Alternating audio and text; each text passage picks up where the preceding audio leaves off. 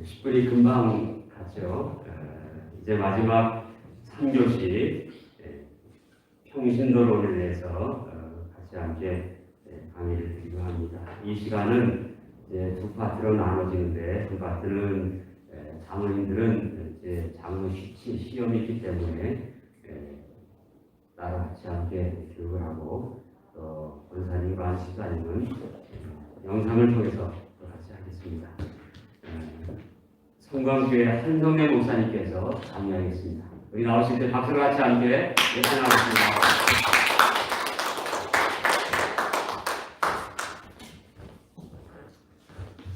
할렐루야. 네.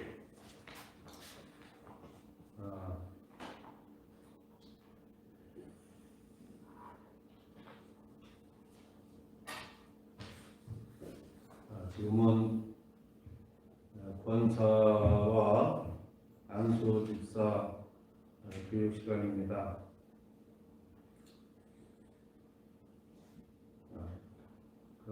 권사와 안수 집사 직분에 대해서 말씀을 드리고, 그리고 직분자의 믿음과 고백에 대해서 말씀을 드리려고 했는데, 지금 마지막 시간이고 또 저기 장로님들 교육이 일찍 끝난다고 해서 뒷부분은 생략을 하려고 그렇게 생각을 합니다.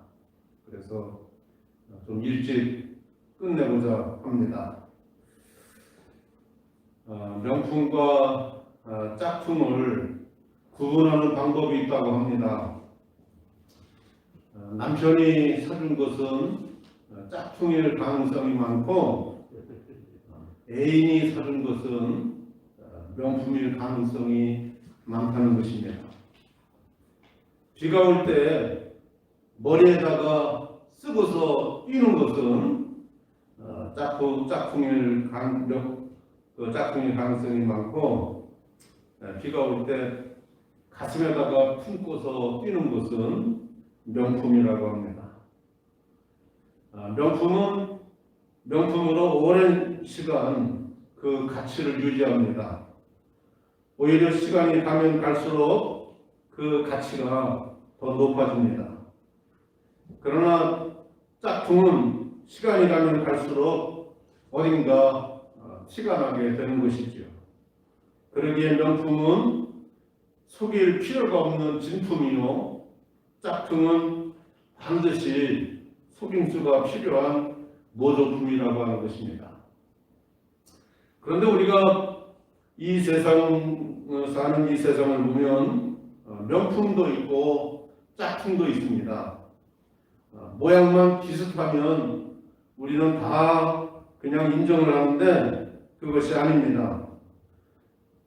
성도 중에도 보면 명품 성도가 있고 짝퉁 성도가 있습니다. 경건의 모양은 있는데 경건의 능력이 없는 것이 문제라고 하는 것이죠. 오늘 교육받으시는 권사 후보자들과 안수집사 후보자들은 분명히 명품 권사와 안수 집사인 줄로 믿습니다. 성경에는 권사라고 하는 직분이 있을까요? 없을까요? 목사, 장로, 집사, 교사, 이러한 직분들은 성경에 나와 있는데 권사라고 하는 직분은 성경에 나와 있지 않습니다. 그런데 오늘날 교회는 이 권사라고 하는 교회에 아주 중요한 직분을 세워서 주의 일을 하도록 하고 있습니다. 교회의 직분이 서열이 있는 것은 아니지만 그 기독교 대한 성결교회의 헌법에 의하면 이 권사가 장로 밑에 있고 권사 밑에 안수집사가 있어요. 그러니까 이 권사가 안수집사보다는 높은 것이죠. 그러니까 이 권사의 직분, 이건 대단한 것입니다. 성경에는 이렇게 권사의 직분이 나와 있지는 않지만 로마서 12장 8절에 보면 사도 바울은 하나님이 우리 가운데 주신 은사 가운데 위로하는 자면 위로하는 일로라고 말씀하고 있어요. 지금 보는 우리 성경은 개역 개정 성경입니다. 근데 예전에 보던 성경, 그건 개역 성경이라고 그러는데 거기에는 권위하는 자면 권위하는 일로 그렇게 나와 있습니다. 이 권위라고 하는 것은 권면과 위로라고 하는 뜻입니다. 그 쉬운 성경에 보면 그 성경 번역이 쉬운 성경도 있습니다.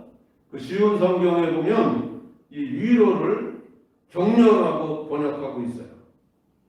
이 격려나 권면이나 다 같은 이야기지요.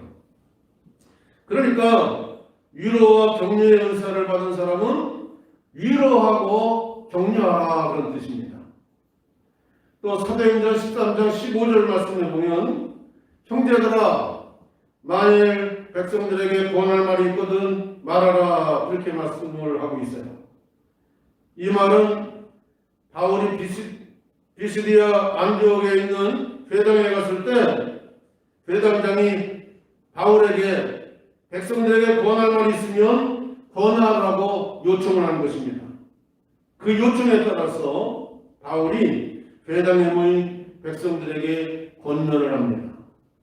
이렇게 초대교회 때부터 성경에는 이 권사라고 하는 명칭은 나와 있지 않지만 권면하고 위로하는 직분과 이 일에 헌신한 사람들이 있었다고 하는 것을 성경을 통해서 알 수가 있어요. 이러한 성서적 근거에 의해서 교회가 권사라고 하는 직분을 주게 된 것입니다. 그러면 성경에서 이 권사의 모델을 하면 누구를 꼽을 수가 있겠습니까? 바나바이지요. 사람들은 자신의 이름 외에 별칭을 가지게 됩니다. 이름은 보통 부모님이 지어주십니다. 흔히 부모님이 자식을 낳고 부모가 자식에게 바라는 마음이 있어요. 그 바라는 마음을 담아서 이름을 짓게 되는 것이죠. 그래서 제 이름은 성대입니다. 이룰 성 큰데 크게 성공하라는 것이죠. 그런 그 마음을 가지고 부모님이 이름을 지어준 거예요. 이렇게 이름은 그 사람이 어떤지를 보여주는 것이 아니라 앞으로 그 사람이 어떤 사람이 되기를 바라는 마음을 가지고 지어줍니다. 그런 의미에서 이름에는 부모들의 소망이 담겨 있다고 할 수가 있는 것이지요. 그러나 사람이 다 그 이름대로 되는 것이 아닙니다. 그래서 사람들은 어떤 사람들에게 특별한 별명을 부여해 주는 경우가 많이 있어요. 물론 장난기 섞인 마음으로 별명을 부르기도 하지만 때로는 그 별명이 이름처럼 불리는 경우가 많이 있는 것을 볼 수가 있습니다. 하나님은 구약의 인물들을 개명해 준 경우가 많이 있습니다. 아브라함을 아브라함으로, 사레를 사라로, 야곱을 이스라엘로, 또 신약성경에 와서 시몬을 베드로로 그렇습니다. 그 사람의 이름이 곧 그 이름보다 더 유명해지는 경우가 많이 있어요. 그 대표적인 인물이 이제 바나바라고 할 수가 있습니다. 바나바는 본래 이름이 무엇입니까? 요셉이에요. 그런데 그는 요셉으로 우리에게 알려지지 아니하고 바나바라고 그의 이름이 알려지고 있어요. 그렇다면 이 바나바의 뜻이 무엇입니까? 사도행전 4장 36절 말씀에 나와요. 구브로에서 난 레위족 사람이 있으니 이름은 요셉이라. 사도들이 일컬어 바나바라. 번역하면 위로의 아들이라 하니 그랬어요. 여기 바나바의 뜻이 나와요. 위로의 아들이라고 하는 것입니다. 개역성경에는 번이자라고 나와 있어요. 번면과 위로의 아들이라고 하는 뜻입니다. 이 바나바라고 하는 별칭이 권사라고 하는 것입니다. 이 바나바는 참으로 좋은 상담자 역할을 한 인물이에요. 그가 만나면 그 만나는 사람이 회복이 되어지고 생기를 얻고 용기를 얻었어요. 어떤 사람은 사람을 만나게 되면 항상 상처받게 하고 힘들게 하는 사람이 있지 않습니까? 그런데 어떤 사람은 사람을 만나면 힘이 나게 만들고 소망을 갖게 만드는 사람이 있어요. 그런데 이런 일에 탁월했던 사람이 바로 요셉이라는 거예요. 그래서 사도들은 어느 날부터 요셉을 보면 바나바 같아, 바나바야, 그렇게 부르기 시작을 한 것입니다. 그래서 요셉이 나타나면 아예 바나바 이렇게 별명을 부르게 된 거예요. 그렇게 부르던 별명이 급기야는 그의 이름보다 더 유명해지게 된 것입니다. 그렇습니다. 바나바는 위로하고 격려하고 권면하는 일에 아주 탁월했던 사람이에요. 오늘 권사 후보자들도 이 바나바처럼 권사로서 위로하고 격려하고 권면하는 일에 탁월할 수 있게 되어지기를 바랍니다. 이제 안수 집사에 대해서 말씀을 드리려고 합니다. 사도행전 6장에 보면 그 안수 집사를 세우게 된 배경이 나옵니다. 이 초대교회에는 지역 감정이 있었어요. 교회에 두 파가 있었습니다. 헬라파와 히브리파예요. 헬라파는 유대인 혈통이지만 헬라 문화권에서 사는 사람들이에요. 이들은 다시 본국으로 돌아와서 살게 되었는데 그 숫자가 본국에 살고 있는 사람들의 숫자와 비슷해졌습니다. 그리고 히브리파는 정통 유대인으로서 히브리 문화권을 떠나지 않고 계속 그곳에서 살았던 사람들이에요. 그런데 그 헬라파 유대인들이 자기들의 과부들이 구제에서 빠졌다고 히브리파 사람들을 원망을 하게 되면서 분쟁이 생기게 됐어요. 이 문제를 해결하기 위해서 처음으로 그 안수 집사를 세우게 된 것입니다. 이 한국 사람들하고 유대인들의 공통적인 특징이 하나 있는데 그건 파벌이 심하다고 하는 것입니다. 성경에서 그 유대인들의 모습을 보면 굉장히 나누어지기를 잘한다는 것을 알 수가 있어요. 사마리아 사람들하고는 성대도 하지 않았습니다. 왜? 지역 감정 때문입니다. 예수님이 나사렛 사람이라고 상당히 무시를 했어요. 나사렛에서 무슨 선한 것이 날 수 있겠느냐라고 했습니다. 유대교 안에서도 바리새파와 사두개파로 나누어서 하나가 되지 못했습니다. 그 외에도 분열과 분파가 많이 나타났어요. 이 세상에는 문제없는 교회는 없습니다.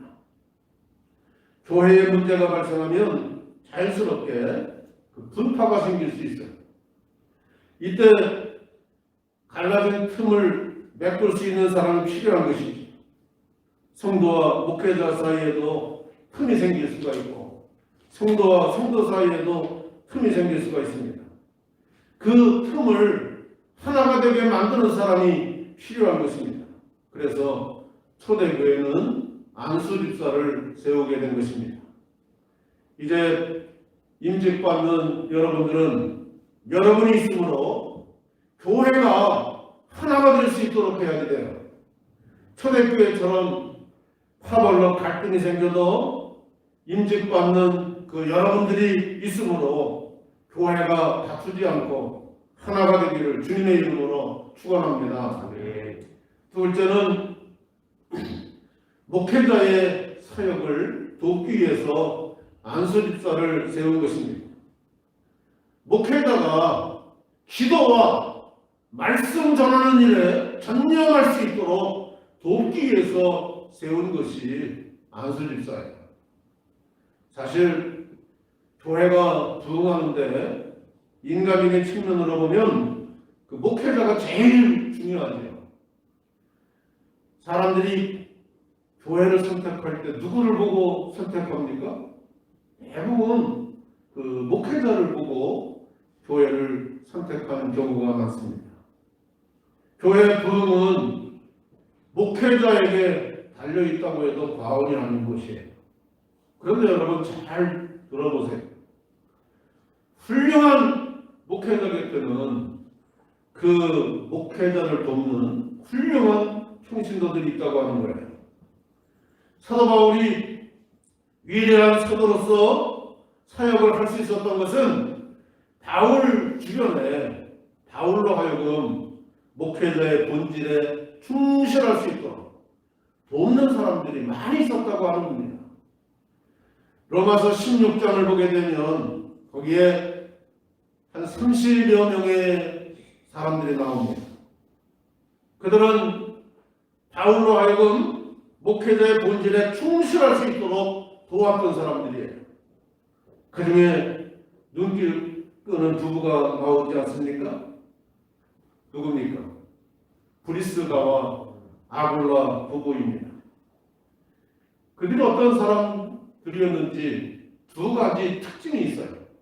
첫째는 바울 사도의 동역자였다고 하는 것입니다. 바울은 그들 부부를 가리켜서 나의 동역자라 그랬어요. 둘째로는 바울에게 굉장히 헌신적인 사람들이었다라고 하는 겁니다. 바울은 그들을 향해서 그들은 내 목숨을 위하여 자기들의 목까지도 내어놓았느니라 그랬어요. 목숨 걸고 바울 사역을 도왔던 사람들입니다. 바울이 자신의 동역자들에게 사용했던 단어 중에 그 신복이라는 단어가 나옵니다. 빌레몬서 1장 12절에 보면 오네시모에 대해서 말을 하면서 그는 내 신복이라 그렇게 말씀했어요. 이 신복이라고 하는 말은 가슴과 배를 말하는데 그 의미는 가슴과 배처럼 꼭 필요한 사람이라고 하는 것입니다. 사전적 의미로는 마음 놓고 부리거나 마음 놓고 일을 맡길 수 있는 사람을 말합니다. 여러분, 교회에 목회자가 마음 놓고 부릴 수 있는 사람, 마음 놓고 일을 맡길 수 있는 성도들이 많이 있어야 되는 것입니다. 그래야 교회가 부흥할 수 있는 거예요. 무슨 일을 맡기려고 하는데 이 마음 놓고 맡기려는 사람이 없다. 이것처럼 답답한 일이 어디에 있겠습니까? 그런 교회는 절대로 부흥할 수가 없는 것이죠. 여러분들은 그 담임 목사님이 마음 놓고 일을 맡기고 일을 부려먹을 수 있는 그러한 담임 목사님의 신복이 될 수 있기를 바랍니다. 셋째는 안수 집사는 교회의 일을 하도록 하기 위해서 세운 것입니다. 사도행전 6장 2절 말씀에 보면 목회자가 하나님의 말씀을 제쳐놓고 접대를 일삼는 것이 마땅치 않다 그랬어요. 그런데 3절에 보면 집사 7을 택해서 그들에게 접대하는 일을 맡겼다는 것입니다. 그러니까 안수 집사는 교회의 일을 하라고 세운 것입니다. 여러분에게 안수 집사 권사의 직분을 주는 것은 명예직이 아니에요. 멍해직입니다. 그런데 사람들이 이것을 착각을 해요. 멍해를 씌워 놓았더니 이걸 면류관으로 착각을 하는 거예요. 그러나 멍해는 영광을 위하여서 씌우는 것이 아니라 일을 하라고 씌워주는 것입니다. 소에게 멍해를 씌우는 것은 소에게 영광을 돌리기 위한 것이 아니라 소에게 일을 시키기 위해서 멍해를 씌우는 것입니다. 그래서 착각하면 안 되는 것입니다. 여러분 잘 들으십시오. 여러분이 받는 직분은 명예직이 아니라 멍해직이라는 사실 명심하시기를 바랍니다. 교회 안에는 많은 일이 필요합니다. 여러분에게 직분을 맡기는 것은 교회 일을 하라는 것임을 명심하고 충성스러운 일꾼들이 되시기를 바랍니다. 안수 집사를 세우는 마지막 한 가지는 교회의 부흥을 위해서 세우는 거예요. 사도행전 6장 7절에 보면 하나님의 말씀이 점점 왕성하여 예루살렘에 있는 제자의 수가 더 심히 많아지고 허다한 제사장의 무리도 이 도에 복종하니라. 안수 집사를 세우고 난 뒤 제자의 수가 심히 많아지는 그 부흥의 역사가 일어나게 되었던 것입니다. 여러분들의 교회가 여러분들을 안수 집사로 권사로 세우고 나서 교회가 부흥하는 역사가 일어나기를 바랍니다. 그런데 여러분을 권사로 안수 집사로 세웠는데도 그 부흥의 역사가 일어나지 않는다.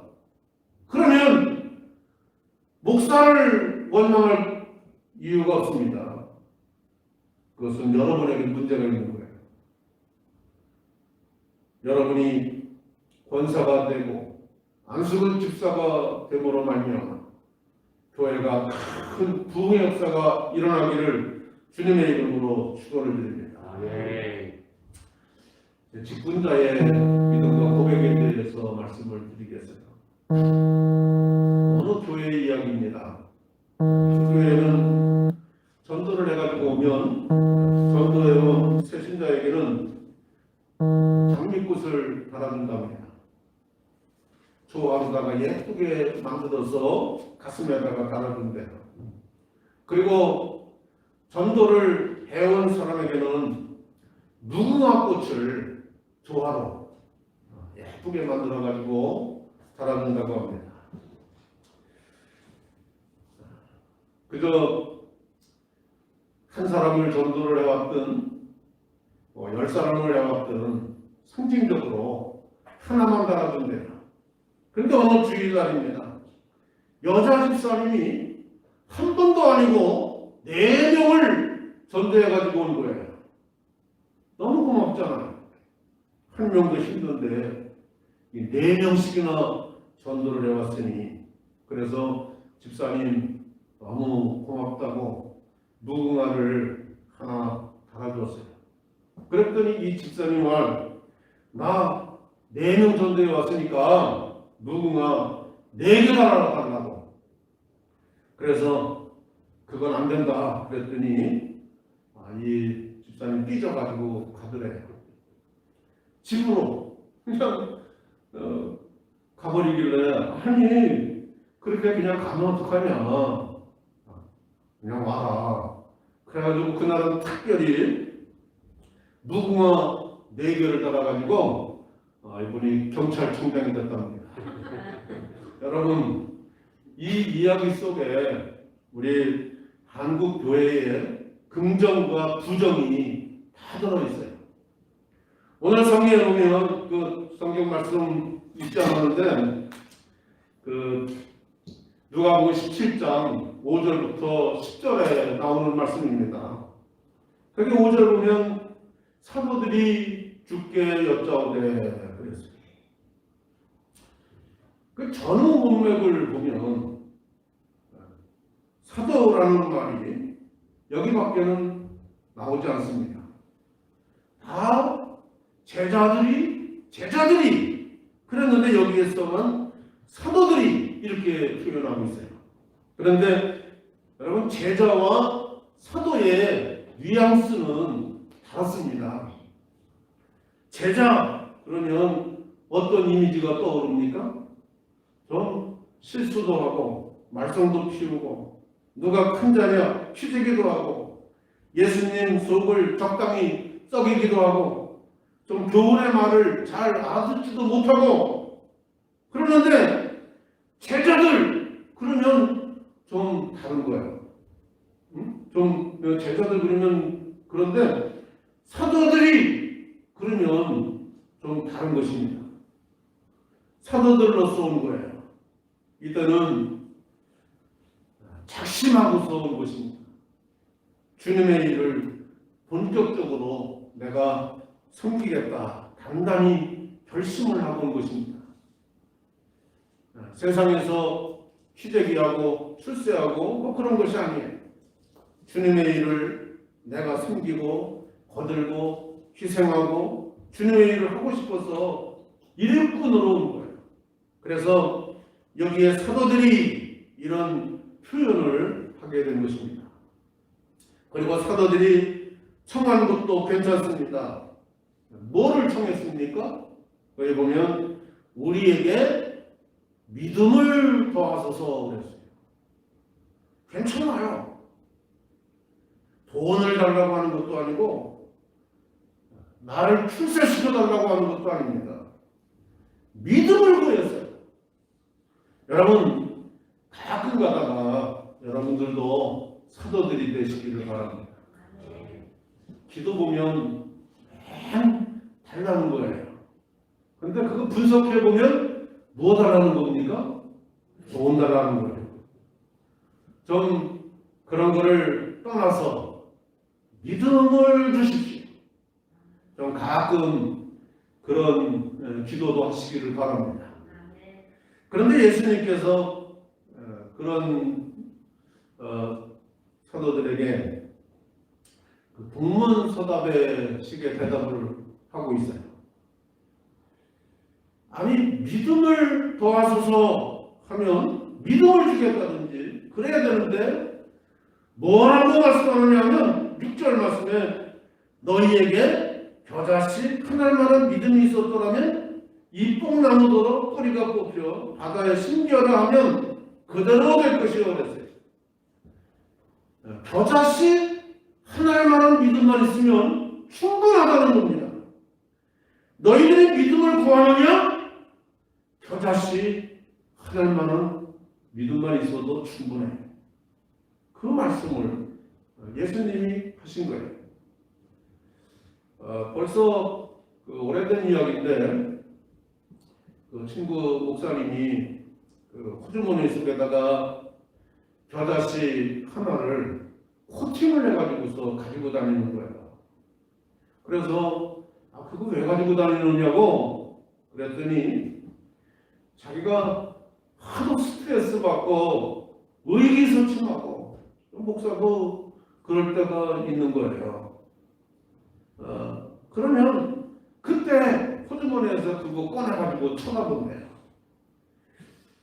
내 믿음이 이것보다 약하겠지. 이 믿음, 내 믿음이 이 겨자씨, 조그만 이 겨자씨보다 큰가 작은가 그거 보면서 그래도 이거보다는 크겠지 하면서 위로를 받는다고 합니다. 여러분들도 그 호주머니 속에다가 쓸데없는 거 갖고 다니지 마시고 겨자씨 하나 가지고 다니십시오. 겨자씨 없으면 뭐 좁쌀이라도 가지고 다니십시오. 좁쌀이나 겨자씨나 다 거기니까. 그만한 믿음만 있어도 기적이 일어난다고 하는 거예요. 그리고는 전혀 그 문맥에 맞지 않는 것 같은 말씀을 7절부터 하십니다. 너희 중 누구에게 밭을 갈거나 양을 치거나 하는 종이 있어 밭에서 돌아오면 그더러 곧 와서 앉아서 먹으라 말할 자가 있느냐. 도리어 내가 먹고 마시는 동안에 수정 들고 그렇게 했다고 종에게 감사하게 되냐. 종은 그렇게 다 한 다음에 할 말이 있다. 무익한 종입니다. 하여야 할 일을 한 것밖에 없습니다. 그리고 끝내라는 거예요.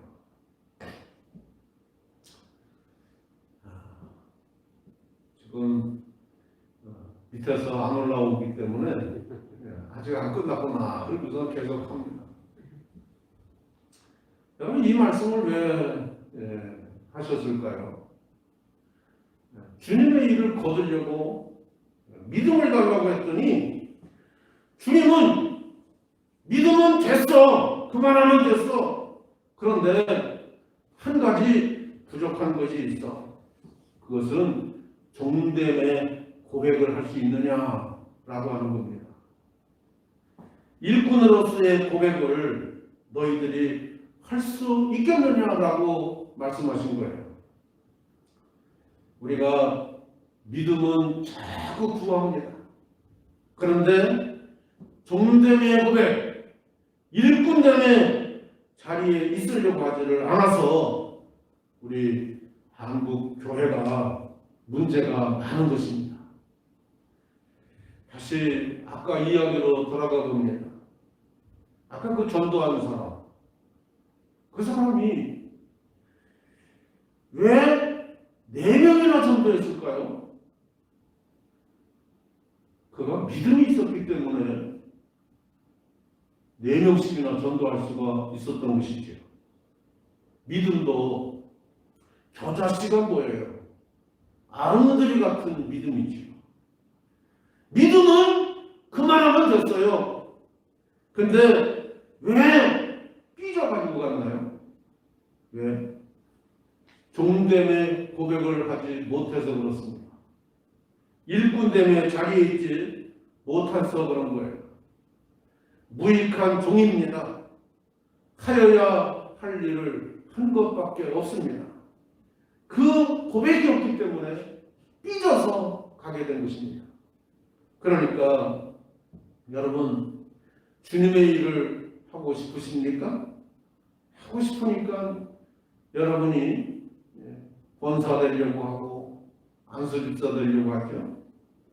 그렇다면 여러분 2가지를 갖추십시오. 믿음을 갖추고 종됨의 고백, 일꾼됨의 고백을 하라고 하는 것입니다. 그렇습니다. 우리에게 무엇이 부족한가요? 믿음이 부족합니까? 여러분, 믿음은 그만하면 됐어요. 여러분이 믿음이 있으니까 여러분 담임 목사님이 여러분을 권사 후보자로, 안수 후보자로 뽑지 않았겠습니까? 믿음이 없어봐. 여러분 목사님이 여러분 안수집사, 권사 세우겠습니까? 어림도 없어요. 믿음은 그만하면 됐어요. 오늘 여러분 종됨의 고백이 있기를 바랍니다. 일꾼됨의 자리에 있어야 비로소 직분자의 의미가 있다고 생각이 듭니다. 그런데 우리 한국 교회에는 이 종됨의 고백이 없어요. 한국 사람들은 그 모이기만 하면 어디 가든지 교회를 세운다고 하지 않습니까? 세계 어디 가나 한인이 있는 곳에는 교회가 없는 곳이 없다고 합니다. 근데 모이면 싸워요. 회장 되려고 싸우고 장로 되려고 싸우고 모이면 싸우고 있어요. 여러분, 교회는 왜 만들었을까요? 믿음이 있으니까 교회를 만들었죠. 근데 왜 싸워요? 종됨의 고백이 없어서 싸웁니다. 국내에도 무슨 선교회 선교회들도 얼마나 많이 세우는지 몰라요. 두세 사람만 모이면 뭘 우리 한국 사람들 만들어요. 왜 만듭니까? 믿음이 있으니까 만들지요. 그런데 보면은 평안한 조직이 없어요. 맨날 싸워요. 회장 되려고 싸우고 자기 편 심으려고 싸우고 줄 세우려고. 왜 그렇습니까? 종됨의 고백이 없어서 그런 거예요. 무익한 종이라고 하는 고백이 없습니다. 여러분이 믿음의 종의 고백을 더하시기를 바랍니다. 그래서 여러분의 교회에 이것을 알려주고 또 우리 한국 교회에 알려줘야 됩니다. 하나님의 일꾼은 믿음과 더불어 종의 고백을 갖추는 거라고 알려주시기를 바랍니다. 그리고 종의 고백으로 살아갈 때 보상 심리가 없어져요. 보상 심리에 의해서 섬기지를 않습니다. 전도를 4명을 했건 10명을 했건 상관없습니다. 누군가 하나 달아주는 것도 감지덕지예요. 왜? 내가 한 일이 없기 때문에 그렇습니다. 무익한 종입니다. 할 일 한 것밖에 없는데 하나 달아줘도 감사한데 4개 달아달라고 하니까 싸움나죠. 여러분 교회는 경찰청장이 하나도 없기를 바랍니다. 아직도 안 나오네. 다 끝났는데 안 오는 거 아니야? 하여튼 여러분이 종됨의 고백을 할 때 얻는 축복이 있어요. 하나님이 나를 어떻게 다루셔도 절대 순종합니다. 이게 축복입니다. 절대 순종의 사람이 돼요.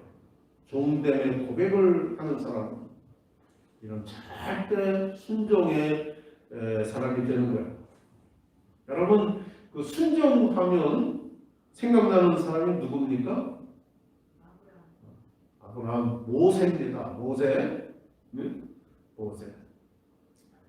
그 성지 순례 가서 보면 느보산이 있어요.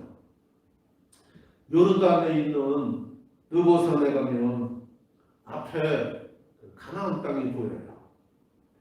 출애굽이 다 끝난 다음에 하나님이 그 모세를 느보산 정상에 세우시고 말씀하십니다.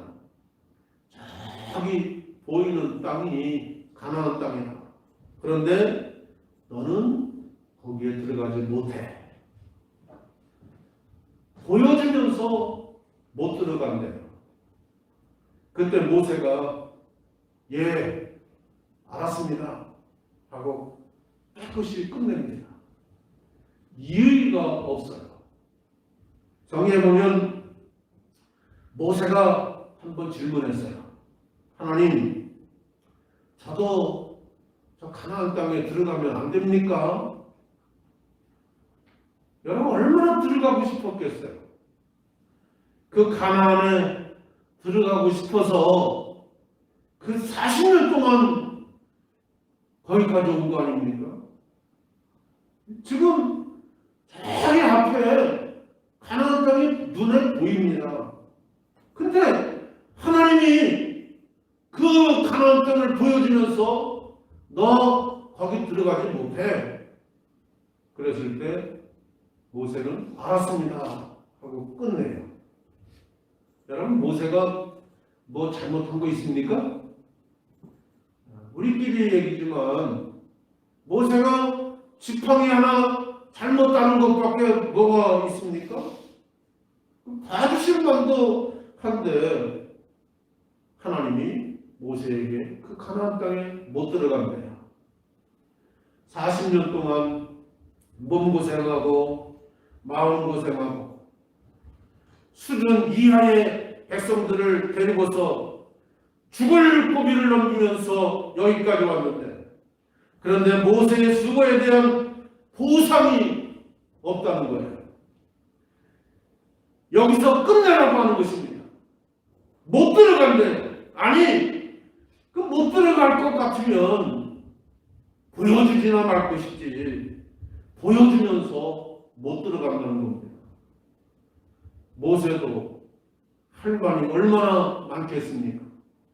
그런데 성경을 자세히 보면 모세가 하나님을 원망하였더라 그런 말이 없어요. 아무리 성경을 뒤져봐도 모세가 술 먹고 하나님 앞에 배들면서 너무하다고 그렇게 하지 않았습니다.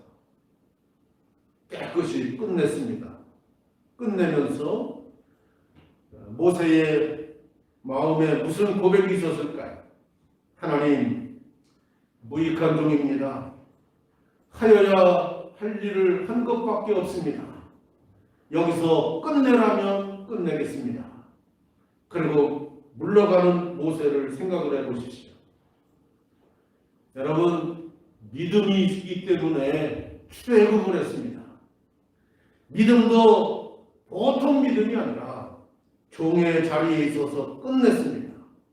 이것이 우리가 본받아야 할 일꾼의 도리라고 생각을 합니다. 저는 곰곰이 생각을 해봤습니다. 왜 모세의 수고에 대한 하나님의 보상은 없는가? 예수님의 논리대로 생각하기로 했어요. 이 땅에서 상을 받으면 하늘에서 받을 상이 없다고 하셨어요. 하늘나라의 상급을 극대화하기 위해서 세상의 보상을 없앴다고 믿습니다. 그래서 모세가 세상에서 잊혀진 인물이 됐습니까? 아니지요. 하나님은 하늘나라의 상급을 모세에게 많이 주셨어요. 하나님이 자랑하는 일꾼이 모세 이후에 없었습니다. 내 종 모세만한 사람이 있나 봐라. 자신 있게 하나님이 말씀하셨어요. 모세는 종됨의 고백으로 순종하니까 하나님이 모세를 높이셨습니다. 두 번째는 그 종됨의 고백을 할 때 절대 감사의 사람이 됩니다. 감사하면 생각나는 사람이 손양원 목사님이 아닐까 생각합니다. 손 목사님 두 아들 동인 동신이가 죽고 장례식을 하면서도 조사 대신 9가지 감사를 했습니다. 여수 애영원에 가면 역사박물관에 사진도 있고 많은 유품들이 전시되어 있습니다. 그런데 그 중에 동인 동신이가 죽고 감사 헌금을 드린 봉투가 있어요.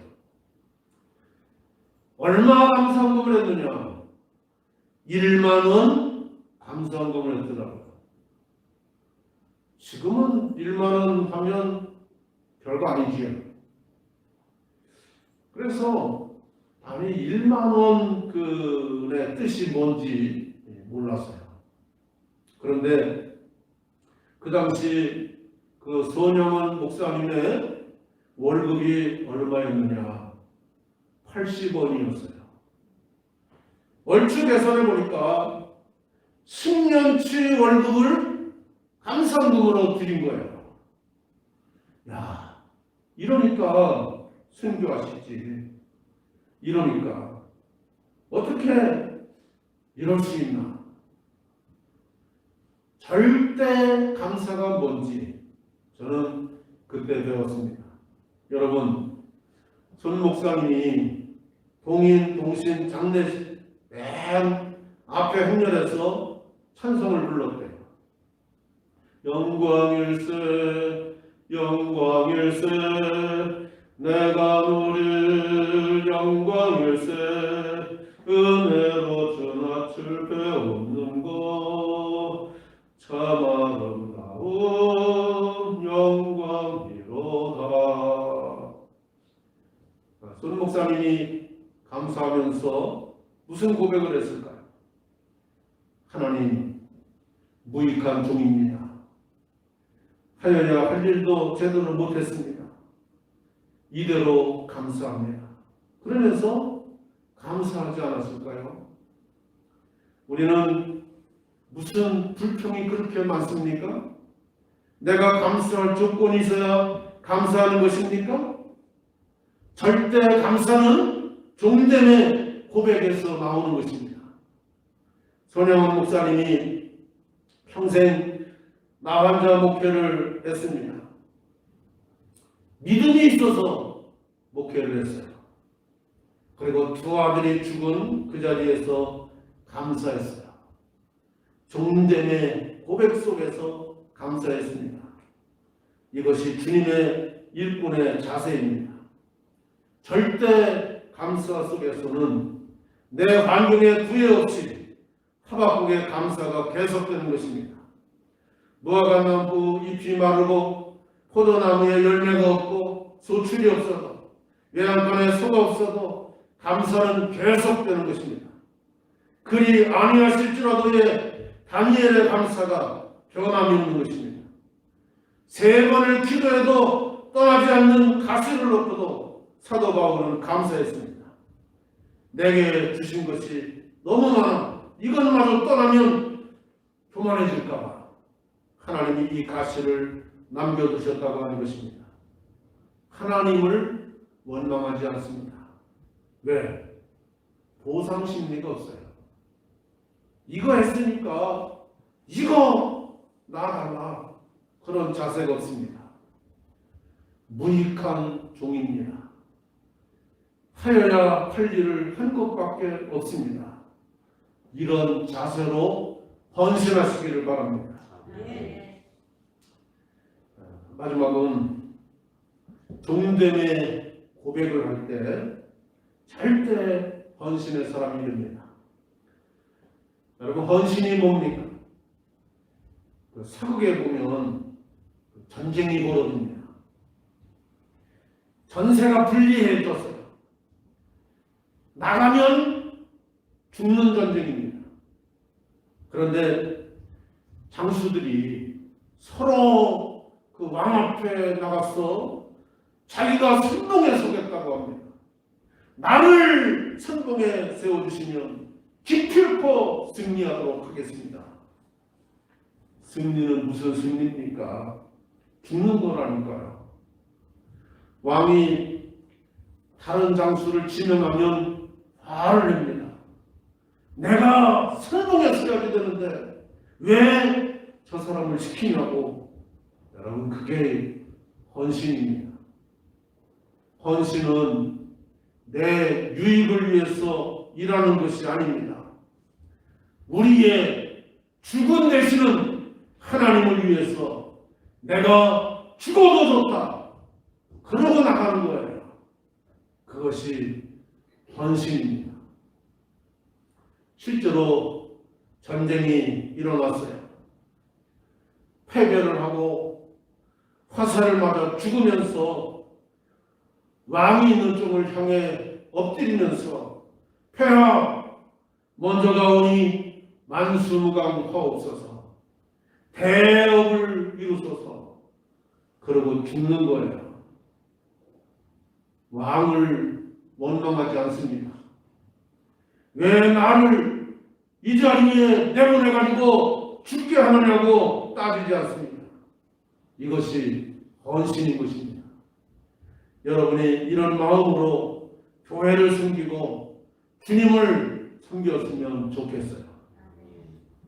헌신의 고백이 뭐겠습니까? 하나님, 무익한 종입니다. 하여야 할 일밖에 한 것이 없습니다. 이대로 감사합니다. 이것이 헌신자의 고백이 아니겠습니까? 이거 했으니까 이거 주십시오. 그게 아니에요. 그냥 이대로 헌신으로 끝내시기를 바랍니다. 이런 헌신으로 교회를 섬길 수 있기를 바랍니다.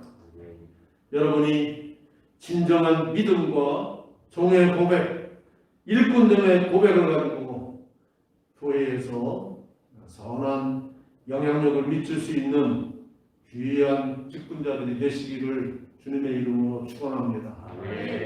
기도하겠습니다. 하나님 아버지, 오늘 안수 집사로 권사로 이제 임명받고자 교육을 받았습니다. 아버지 하나님, 권사가 무슨 일을 하는 건지, 안수 집사가 무슨 일을 하는 건지 바로 알고 깨닫게 하여 주시고, 그래서 저들이 믿음 가운데 종됨의 자리에서 충성을 다할 수 있도록 축복하여 주시옵소서.